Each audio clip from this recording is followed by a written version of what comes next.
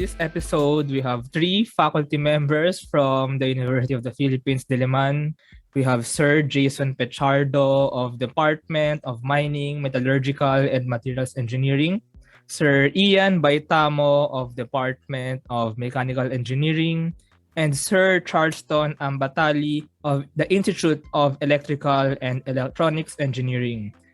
They are co-founders of AdamTech, one of the 10 startup companies that qualified for this year's UPSCALE Incubation and Acceleration Program. So, hello. Hello everyone. Thank you for accepting this invitation. Sa wakas, nagkaroon din tayo ng common time. Yeah. Finally. Okay, so start na tayo. So, ano ang AdamTech? Ayan. AdamTech is actually a group of people. It's actually a multidisciplinary group of people or experts, scientists, engineers. Actually, hindi lang naman kahit mga nasa humanities din. Working together to address both peripheral and literal threats. So, yun yung main mission namin as a group, as a team. Sabi nga ni Sir Pech, not only on the physical sciences but also on the social sciences and humanities because we believe that these many disciplines na kadalasang iniisip ng iba na detached from each other should be intertwined, lalo na kapag nirasalba niya yung iba't ibang mga problema sa ating society, lalo na yung mga literal and peripheral threats.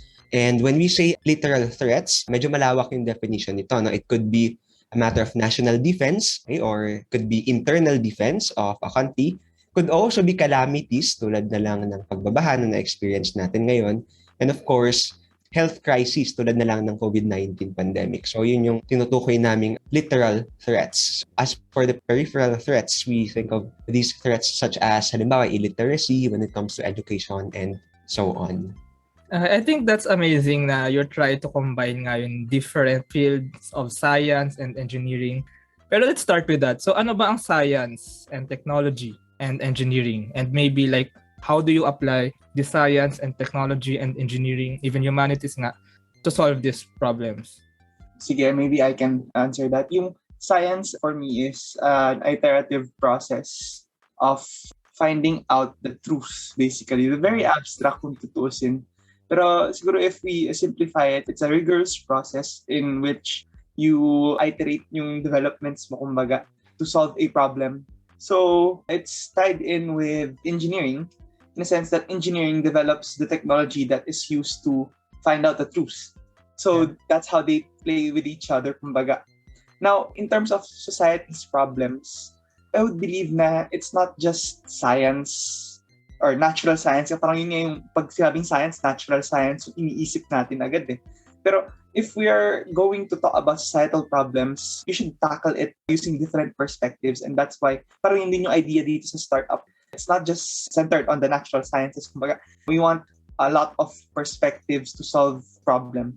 Yeah, I would like to expand then on that dun sa part na yun nga yung kailangan mo ng different perspectives, no? Tama yung Sir Ton doon. In fact, yun din yung isa sa aming mga main edge namin, no, as a team, na since marami kaming experts or parang professionals na iba-iba yung field, we can look at the problem from different points and facets. And we think na yung mga problems kasi sa society, hindi lang siya technical eh. Meron ding cultural, merong societal, Yes. meron pang artistic aspects eh. So sometimes, in order to create holistic solution na kayang i-accept at tanggapin ng mga tao, ng community especially, kailangan mo ng different perspectives, kailangan mo ng different opinions, different mindsets working together. Hindi lang yung mga technical portions, no? Madaming beses natin ito nakita sa engineering, no? Especially yung mga students natin na nag-work on community development. Parang meron silang parang Messiah complex or parang Savior complex na parang, okay, this is our product, this will help you take it. Parang ganon. You have to use it. Parang ganon ang mindset exactly, nila. Parang we're forcing our products or forcing our technology on the people. Pero kasi kailangan muna na sila mismo ma-accept nila yung product na yun or yung technology na yun by themselves. So, hindi natin kina-consider yung human aspect of the problem-solving process. Amazing. I really like how you explained that. So actually, it's like science and technology for humanity. And like in the aspect na talagang magagamit siya. Can we have some examples lang? Like ano yung examples ng problems na gusto nyong isolve? Siguro simulan natin yung sa mga initiatives natin with the addressing peripheral threats last time with our partners. Okay, si Sir Ton siguro sa Solar Hope. Parang siya yung pinaka-connection namin dun kay Mark. So, shout out nga pala kay Mark. Shout out sa Facebook Solar niya, Hope. Mark Pogi. Siya po yung CEO ng Solar Hope. Okay. And so, actually, Mark and I are batchmates. And nung medyo nag-momentum na yung Solar Hope, naghanap siya ng more partners. So they connect the relevant people to the relevant communities and so on and so forth. So they're a non-government organization that aims to provide electricity to marginalized communities. And we were able to form partnership. And with that, sumama kami sa isang immersion to immerse with the community sa Rizal. Sitio Makantog sa Rawang, Rizal. Yes, sa Makantog. We're able to feel kung gaano kahirap yung situation dun. Problem dun is mostly wala silang kuryente. Yun yung gusto i-address ng Solar Hope. But as we immersed with them, parang there are other problems pa, like lack of communication. May kuryente pero walang signal, ganun. So around a 2-hour trek para makarating sa area nila. So we found out na minsan mahirap makasource sa kanila ng tubig for daily use.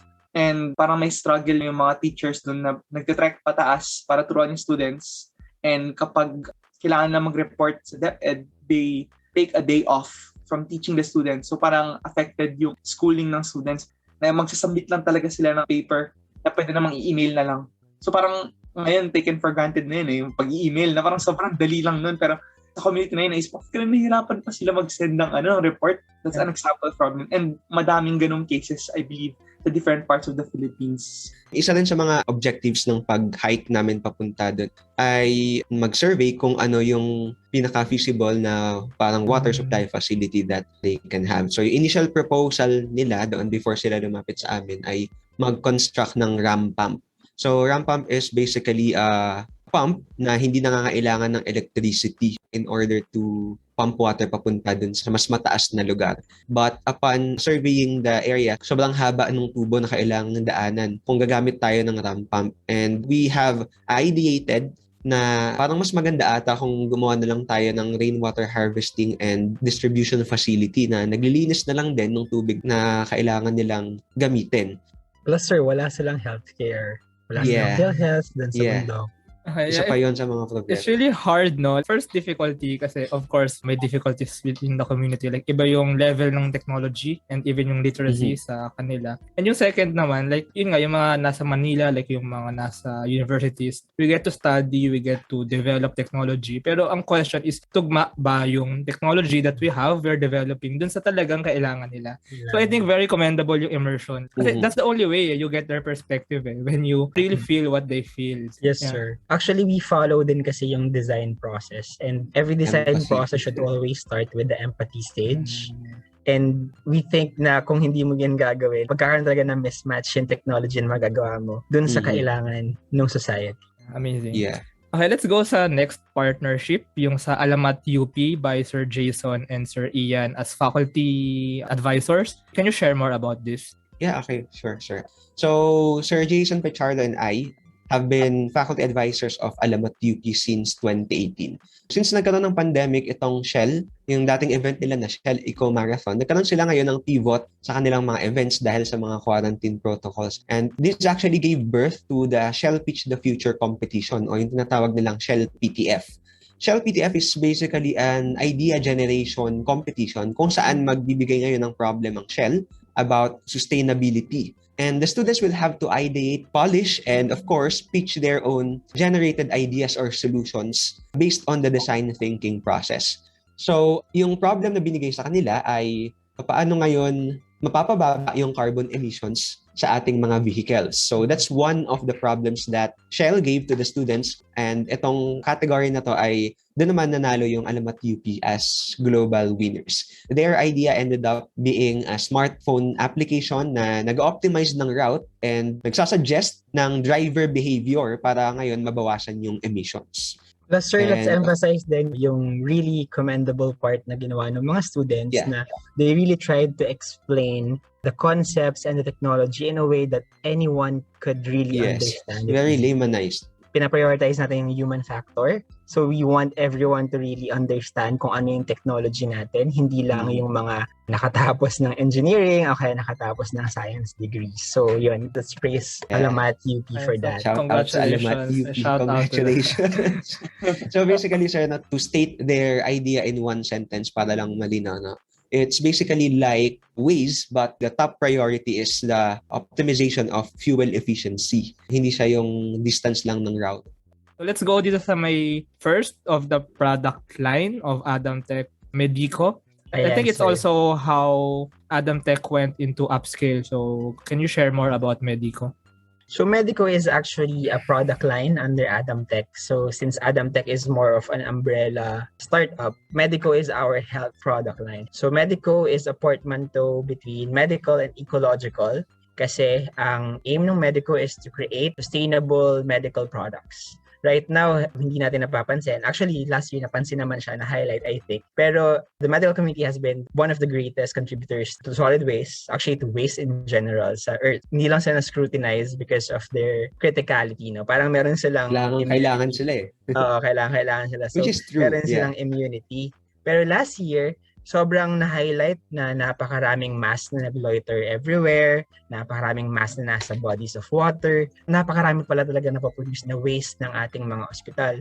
So what MedEco aims to do is to replace or at least offer alternative medical products that will not end up in landfills for a really long time. So we're using biodegradable materials with specific set of properties. We're materials engineering it to add antimicrobial properties and to be convenient for the patients, to the users, and as well as to our medical professionals. In fact, one of our first products sir, sa MedEco is called an MDI. So paano namin siya nagawa? Actually, it's a collaboration between the team din. So maraming minds ang na-put into it. Kinausap kami ng PGH, the Philippine General Hospital. Apparently, naubusan sila ng isang product called an MDI. It's used to connect the ventilator system to our intubated patients. And because of the surge in the COVID cases last year, naubusan sila nito, no? So kahit na meron silang ventilator, hindi nila ma-ventilate yung patient kasi wala sila ng adapter. And the problem is that since walang local manufacture ng ganitong produkto, actually walang local manufacture ng medical products in the Philippines. They gave us a sample of the design and how it works. Tapos what we did was we innovated on it. We added our own touch, yung biodegradable materials. Of course, madaming iterations yung naganap, maraming testing yung nangyari. So yung first product na nagawa namin, pinadala namin siya sa PGH, sobrang pangit niya, no? I mean, nag-work siya as an adapter, pero nung nakita namin, nung kinabit siya sa ventilator system, napakalaki ng leakage. And that's bad for our medical professionals. Kasi kung infectious yung air, pwedeng mahawa yung ating mga doctors and nurses. So what we did was, we got inspired by garden systems or garden sprays. Nakita namin na meron palang system doon na prevent the water from leaking. Tapos we took that idea and added it to our MDI design. So to add to its already biodegradable material, meron pa siyang anti-leak system that prevents potentially infectious air from coming back. So less chances for our medical professionals to be infected. Amazing. I think isang example nga yan ng benefit ng pagkakaroon ng maraming perspective kasi you got inspired by an idea. Okay, let's go sa second product under Adam Tech, Brakong. So, can you share more about this? Brakong is similar to our MDIs in a way na biodegradable siya. So, pag natapon siya sa landfill, automatic yon, mag-start na siyang mag-degrade. Pero when in use, kapag wala pa siya sa landfill, wala pa siya sa presence ng microbes, hindi siya mag-degrade. Brakong is still not officially launched. It will be officially launched this November. Spoiler. Yeah. So there will be an event. There will be an event by DTI. Partner po natin dito is DTI, Design Center of the Philippines. So Brakong is an external breast form, no? Basically, it's a plastic boob. Bakit siya Brakong? Kasi it's a portmanteau between bra and bakong, the natural fiber that we use to create the breast form. Bakit namin siya ginawa? Sadly, ang Philippines actually has the highest prevalence of breast cancer in Asia and third in the world. So napakarami pala talagang mga nagkaka-breast cancer here. And the thing is, yung mga survivors natin, yung mga breast cancer survivors, para mag-survive sila, para ma-defeat nila yung cancer, they need an operation called mastectomy, which is the removal of the boob.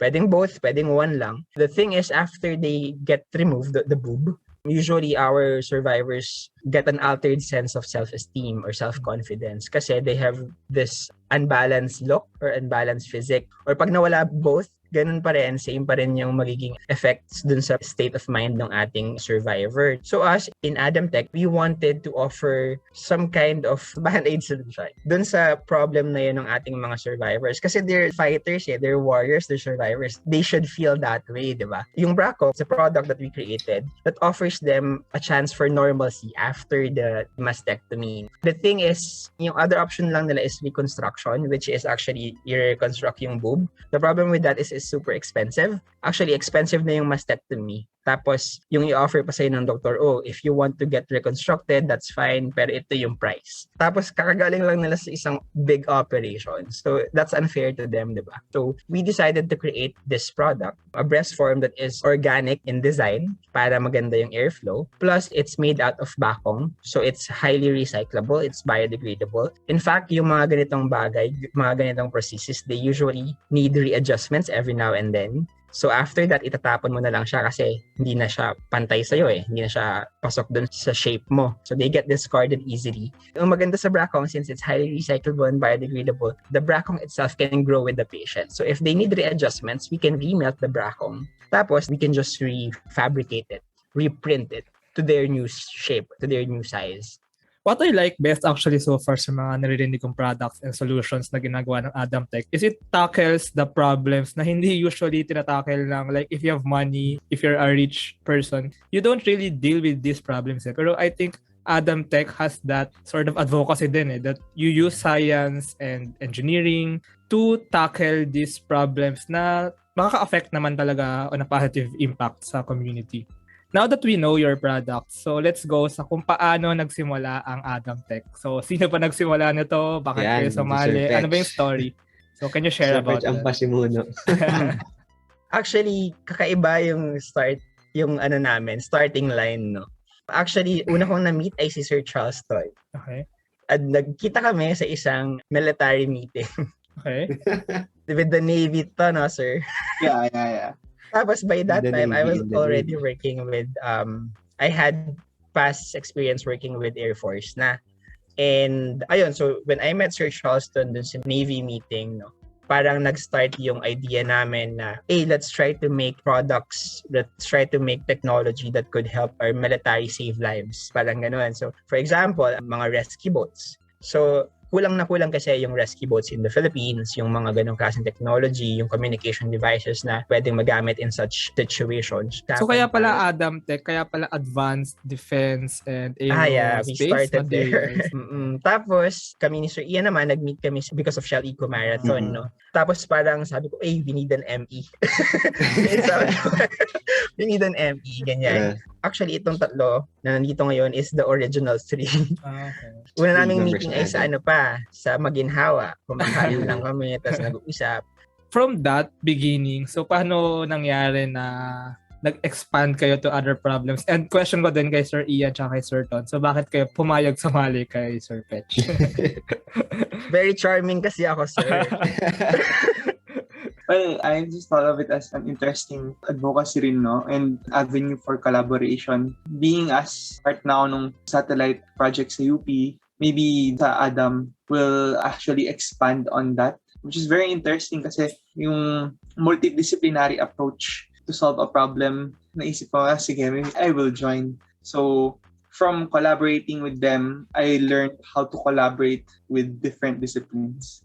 So ako naman, yung reason ko kung bakit ako nag-join sa Adam Tech ay basically, I share the visions. I think as an academician and child of science, quote-unquote, naniniwala ako na yung science and technology, hindi siya dapat nakukulong lang sa loob ng university. And dapat naabot niya yung, sabi nga nila, yung mga taong nasa laylayan ng ating lipunan. And of course, science and technology should be grounded kung ano talaga yung problema ng simpleng mamamayang Pilipino. Kasi hindi siya dapat na nakafocus lang sa problema ng mga elite, sa problema ng mga mayayaman, sa problema ng mga may malalaking assets, mga may malalaking sakahan, and so on and so forth.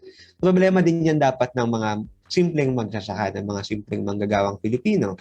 And I think hindi pa na-mention kanina yung about sa assembly line ng MedEco. Share na lang din natin. Okay. No? Basically, yung Adam MedEco, may mga 3D printed parts siya. But the disadvantage as of the moment is that marami siyang mga parts na kailangang i-assemble.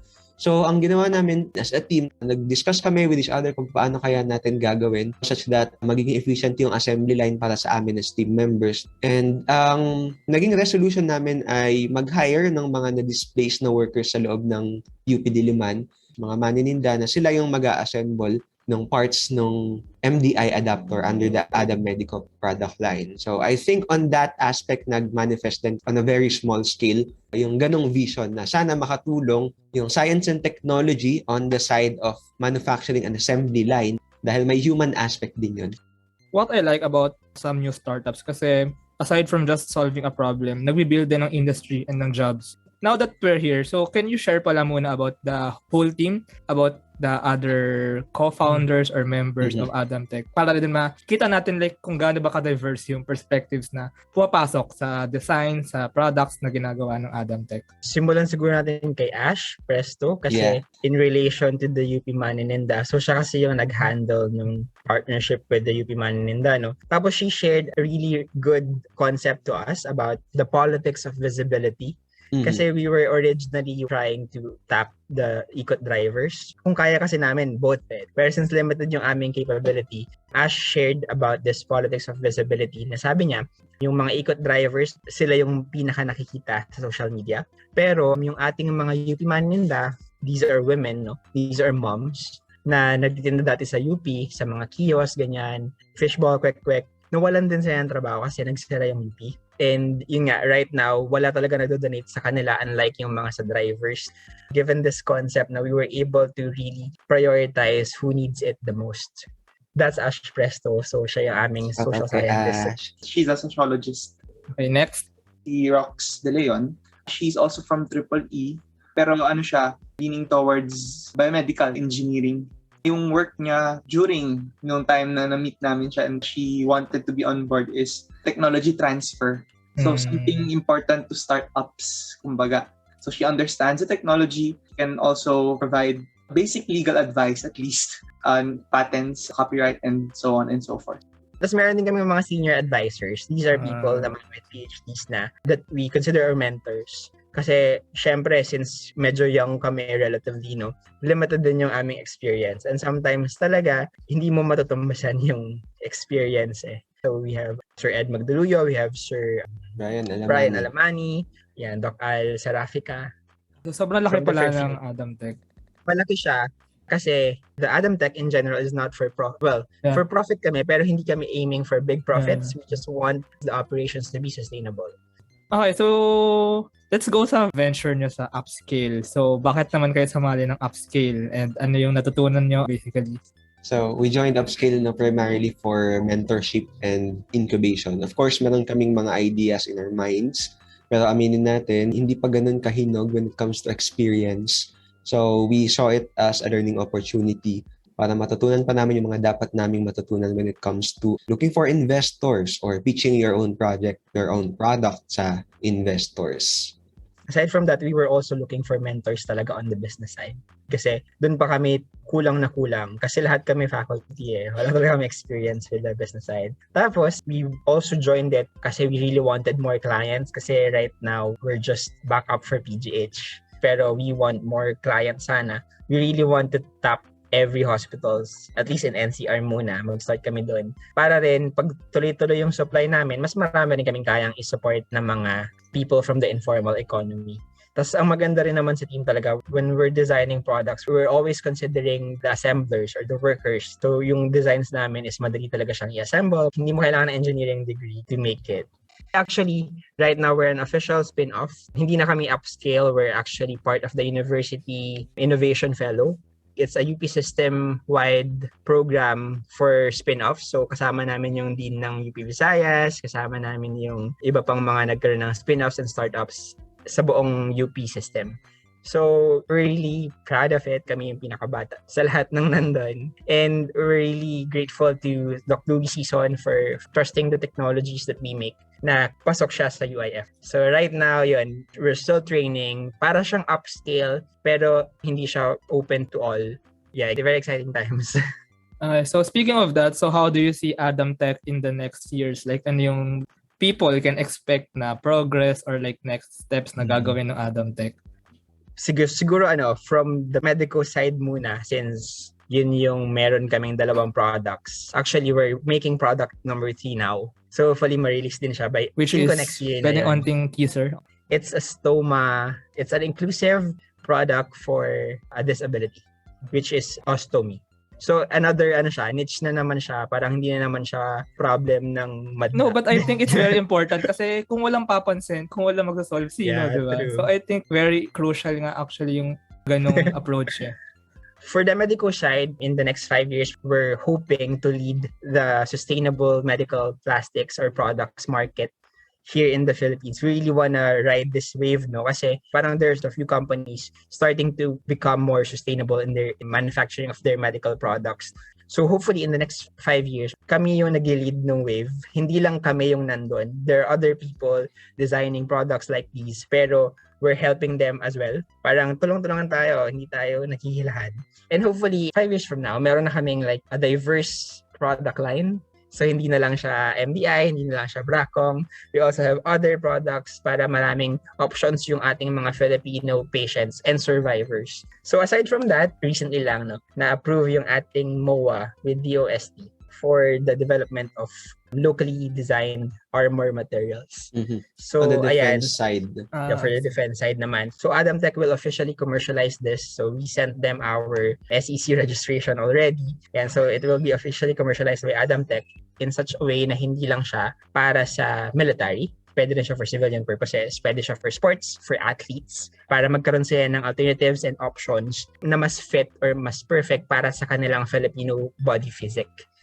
Okay, so this is a very interesting conversation. Just for a bonus question, kung okay lang tanongin tong final question natin. So kung meron kayong 1.9 billion pesos, how will you use it? Or anong problema ng lipunan ng society yung gusto nyong unahing isolve?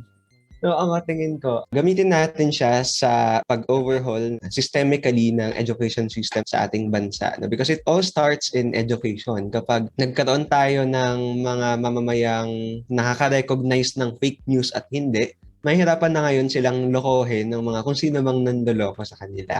Kapag ang ating education system ay na-overhaul, magkakaroon tayo ngayon ng mas maraming mga technologists and scientists na mas makakapag-solve pa ng mas maraming problema ng mga mamamayang Pilipino. How about you, Sir Ton?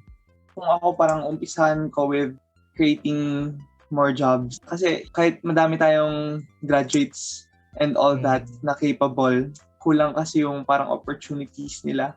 Kaya they would rather go outside. At saka if ever, they're foreign companies. There are foreign I companies. mean, mahirap papunta talaga sa Pilipinas, sa Filipinos yung benefit. How about you, Sir Jason, Sir Petch? Ayan, so very good yung mga sinabi nila Sir Ton at saka ni Sir Ian. Siguro yung sa akin, actually parang combination to ng sinabi nila. I think kung meron akong ganung karaming pera, siguro ang una kong ipa-prioritize or ang gagawin ko doon is bibili ako ng maraming equipment after identifying kung ano yung mga priority areas natin here in the Philippines. Bibili ako ng mga manufacturing equipment, tapos ititrain ko yung mga Filipino people in their use. Kasi I think we should take back yung manufacturing power from foreign companies, from private companies. The manufacturing power here in the Philippines should stay with the people, with the Filipino people, with the masses. And once ma-take back na natin yung manufacturing power as a country, doon tayo pwedeng makapag-restart and makapag-rebuild as a nation, di ba? I like actually yung sagot niyong tatlo. Kasi Philippines right now, mas madami tayong ini-import kaysa ini-export. And if we are able to export to manufacture our own product, tataas yung GDP natin eh. And another thing, siguro share ko na din yung answer ko. And also, I have this podcast because I want to inspire and to have more Filipino entrepreneurs and innovators. Kasi that's also how or where jobs can start. It's a multiplier effect eh. When we can have our own industries, then we create jobs for others and basically we'll have a better economy overall. Yeah, so I think that's how we'll end this. Thank you sa mga answers niyo. I like it. So thank you very much, Sir Ian, Sir Ton, Sir Petch, for this wonderful conversation, sharing about Adam Tech, and most especially yung principle of design with empathy. I think that's how you best describe it. Thank you, sir. Yeah. Thank you, sir. Thank you.